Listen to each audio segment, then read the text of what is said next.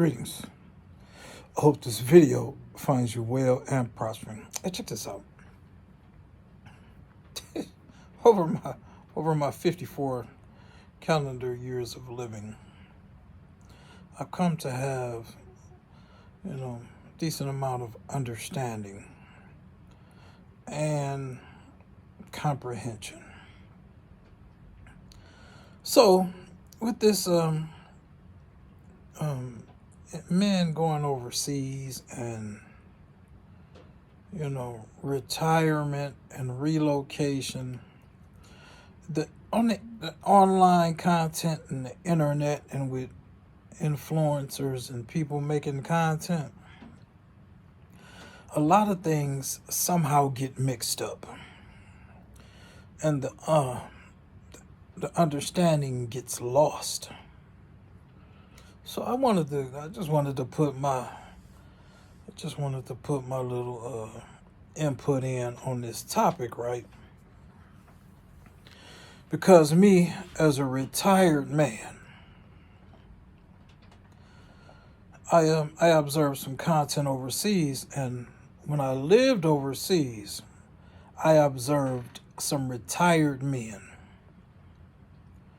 They were up in age. They were receiving compensation some kind of way, either from a job, the military, Social Security, the government, or just savings. They were retired and they were receiving some type of compensation, or they had some type of nest egg built up to live off of.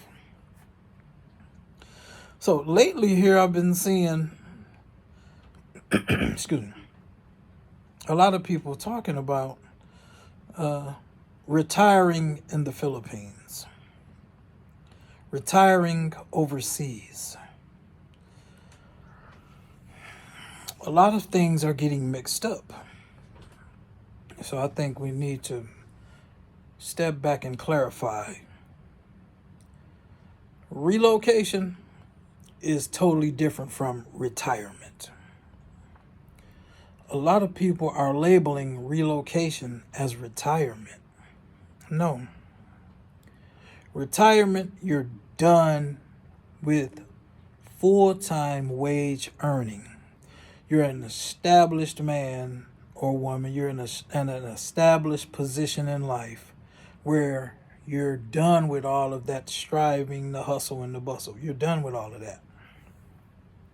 So a lot of guys, some of these guys are claiming to be retired. They're relocating, and they're actually relocating to a country, and they're still needing to work.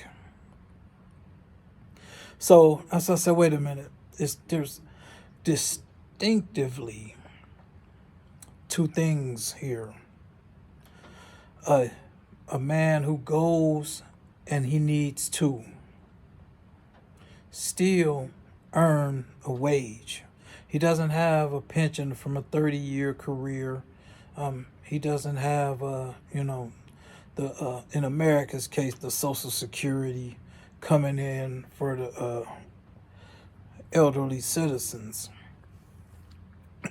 which is a welcoming thing to a retiree who gets that money and he goes overseas and his money goes a lot further.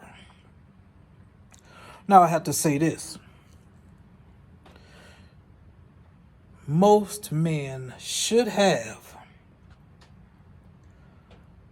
been able to easily retire within the United States before they went overseas to retire. So I have to say that because I retired 7 years ago in the United States, but I'm not in a position yet to retire overseas, nor do I have a desire yet to retire overseas because both of my parents are still here. So I had no plans as long as I'm able to spend time with my parents. I'm not retiring outside of the country, but I'm retired here, and I've set myself up financially to where I can, I no longer have to earn a full-time wage. And I did that on purpose. I had a plan for that. So I would say that what's going on now is a lot of individuals have discovered overseas life for whatever reason. I discovered it because I enlisted in the United States Air Force, and they shipped me over to the Philippines for 2 years. So I discovered that in the midst of my military service. 18, 19, 20-year-old young man. Yeah, I was exposed to the beautiful country, culture, people, food, women of the Philippines. Great country. They treated me very well.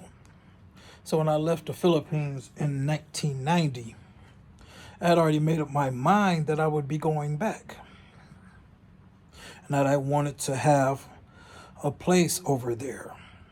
And so now, things have changed now as far as you don't really need to own a property. It's depending on how your finances are set up and what you're willing to do as far as, owning property, renting property, landlord and all that type of stuff, tenant and renter, some different ways to do that. But that's another discussion. I wanted to make this video to clarify something. A lot of these individuals are labeling themselves retired, and a lot of people, not a lot, but several people are calling individuals who just relocated overseas, calling them retired overseas. No, a lot of these people they're not retired. They have to be still getting it. So, and that's fine too. You relocate, but having the time to live leisurely and relax and just sit around the pool or sit at the coffee shop or, relax and have a relationship where you have the time to always be with, a women, or, how that flows. And just leisurely exercise and, walk up and down the strip and go to the beach and spend all day, visit here and there. Retirement is different from relocating. A person relocates, he has to be still getting it. Like I say, there's 3 stages to manhood. The startup man, which is fresh out, young teen at puberty, young man. He strike out on his own, young man, leave his parents' home.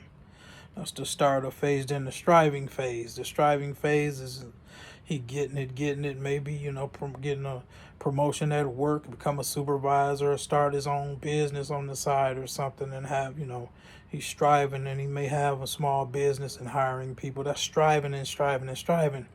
Then you get off into the established part of manhood. That's where retirement is, where you're on cruise control. Yeah, so a lot of people, I'm going to retire to the Philippines and I'm going to go get a job. No, I am 54 years old. I retired at 47. I live a very meager, simple life here. And have this tiny home and have a travel trailer. I live on land that I inherited, passed down from generational wealth, from my grandfather to my father, and my father gave me a piece. So all of those big expenses that a lot of people have, most retirees do not have house payments. They might have a car payment because, they want to keep a new vehicle up to date, something that's still under warranty. So they might have a car payment. They don't really need to use credit because they've established themselves over the years and years to where their home or homes are paid for, and they've built up, some money to where, and then they have set themselves up However, the generation before me, the baby boomers, most of the ones that I know are getting 2 to 3 checks a month. Yeah, and those are the individuals, when I was stationed in the Philippines, those are the men that I saw in the Philippines. And when I traveled to Costa Rica, those are the older gentlemen that I see that are retired in the country, which they are considered expats over there, expatriates of the United States. So yeah, they have, some of them served in the military, so they get their military pension. Some of them worked a job for 30 years, so they get their 30-year pension. Some were injured on the job or in the military, and so they get disability. And then here in the United States, I think now the age is 62 for Social Security. So even if you get the minimum amount of Social Security in the United States, that's $900, the minimum amount, somewhere in there. Listen, that goes a long way in the Philippines. Goes a long way, especially if you don't have any, major financial payments in the United States. And then with being a retiree like that, up in age like that, you get medical benefits from the government. So yeah, a young man might not have those medical benefits, so he had to pay for those. That's the difference between a retiree and an individual who has relocated. Yeah, so I think people need to really step back and say, hey, wait a minute. Now I see young guys, retired and all. A retiree is an established man. He's getting 1, 2, or 3 checks coming in.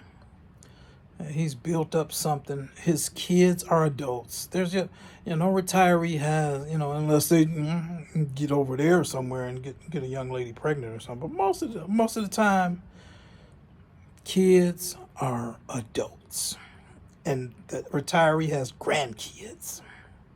Oh yeah, that's you're redefining. I don't think that a guy who's relocating overseas should be considered retiring overseas.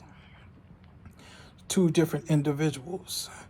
There once was a time when young men would strive to retire and live that life of leisure after all of their days of working. That's the way it used to be. Now, a lot of younger people want that life right now. It's like, yeah, you have to sow so that you can reap the harvest. That's just universal law. So you have to put in to work. And some don't want to put in the work. They just want all the enjoyment. Hey, the Bible says the man that don't work, don't eat. I'm going to leave it at that. I'm going to give it to y'all later. Peace.